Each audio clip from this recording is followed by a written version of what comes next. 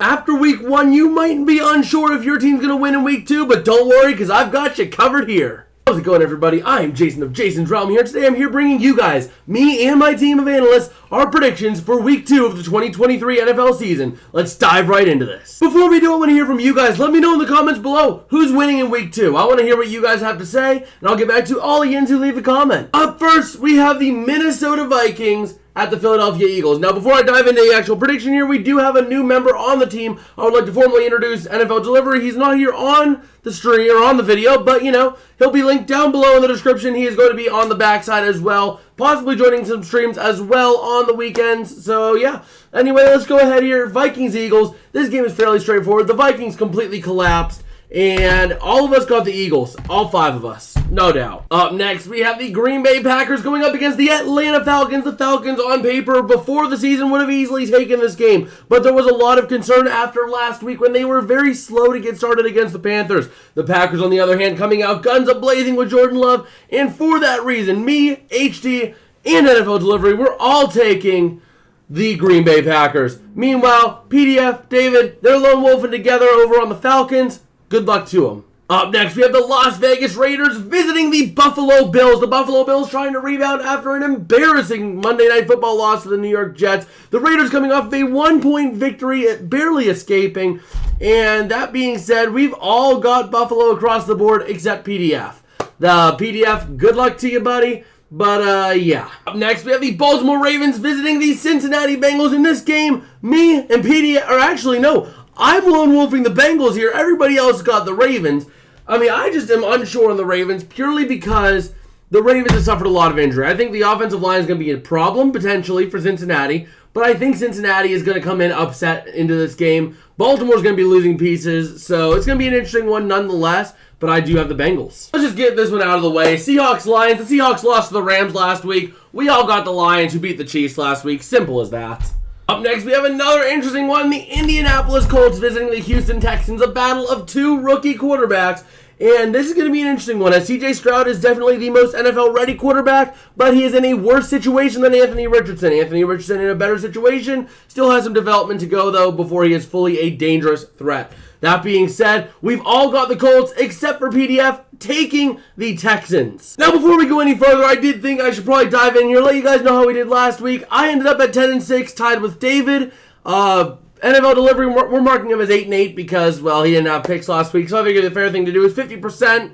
And PDF is 12-4, so yeah. Up next, we have the Kansas City Chiefs at the Jacksonville Jaguars. This game looking to be an interesting one, but we all have the Jags across the board, mostly because the Chiefs are struggling with receivers. They do not have a receiver who can reliably catch the ball, and they are unsure on Travis Kelce. So it just seems like the Jags are the safer bet, even though they were slow to get going against the Colts. Up next, we have the Chicago Bears visiting Tampa Bay to take on the 1-0 Buccaneers.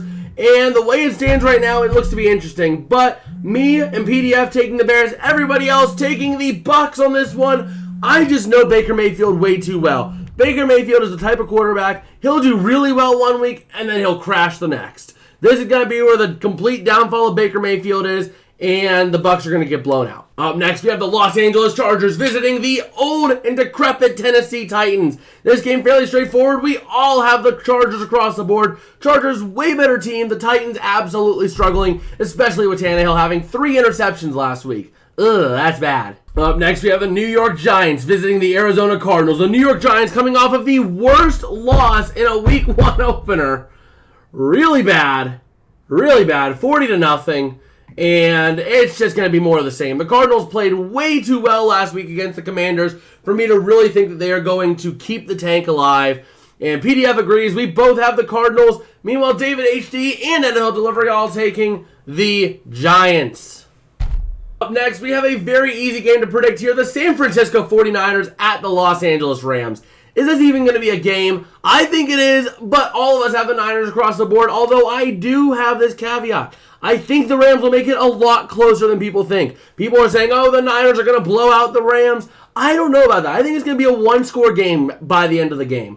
And this might age horribly, and if it does, roast me in the comments. But I just have seen so much out of the Rams these last few weeks of preseason and then this last week. for me to really think that they're going to get blown out. If that defense holds, it's going to be a tight game. Up next, we have the New York Jets at the Dallas Cowboys, and we all have the Cowboys across the board because, well, the Jets are without Aaron Rodgers for the rest of the season and with a confirmed torn Achilles tendon. And yeah, the Cowboys are going to beat Zach Wilson to a pulp. Up next, we have the Washington Commanders visiting the Denver Broncos. This game looking to be an absolutely critical one for both of these teams. The Broncos trying to rebound as they have really underperformed this last year and a half. The last 2 years they've really underperformed, actually. And it didn't get any better this year. So seeing how they are trying to get this season back, they're going to be coming out hungry for a win. But the Washington Commanders are going to be trying. They're vying for a potential playoff spot here, especially being a team in the race right now, way ahead of the Giants. They're going to be doing anything they can to get a win. And that being said, me, HD, and NFL Delivery all taking the Broncos, but David and PDF are taking the Commanders in this one. Up next, we're moving on to Sunday Night Football, the Miami Dolphins at the New England Patriots. This game looking to be an interesting one as the Patriots did play the Eagles close this last week. Now, that being said, the Dolphins absolutely did a really good job against the Chargers, so it's going to be a very tight game. It's going to be closer than people would suspect come before the season. But that being said, me, PDF, and David all taking the safe pick of Miami, but HD and NFL Delivery both taking the Patriots in this one. Very, very big balls out of them. Big kudos to them for taking it. Up next, we got me lone wolfing a team as we go to the first of two Monday Night Football games. This one being between the New Orleans Saints and the Carolina Panthers in Carolina. Now, this game, I am lone wolfing the Panthers. Everybody else got the Saints.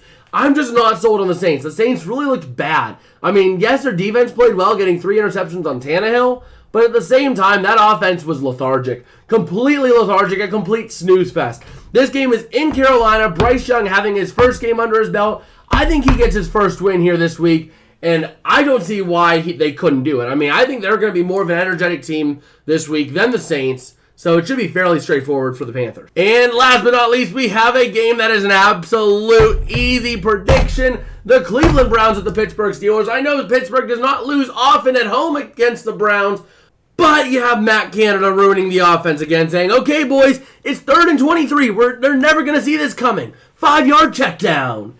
And completely screwing the entire offense. Canada, you need to be fired yesterday. Good luck. Head out the door. Hope to never see you again. But the Steelers are reluctant. They are keeping him there, and it is just a bad situation. Especially now that defense. I thought I saw something where Cam Hayward's not going to be there. That is a huge loss for them as an emotional leader in that locker room. The Browns should easily have it. We all have the Browns. So that's about going to do it for me today. If you guys did like, don't forget to smash like and subscribe, as it does help me out a whole lot. It lets me know that I'm making content that you guys enjoy.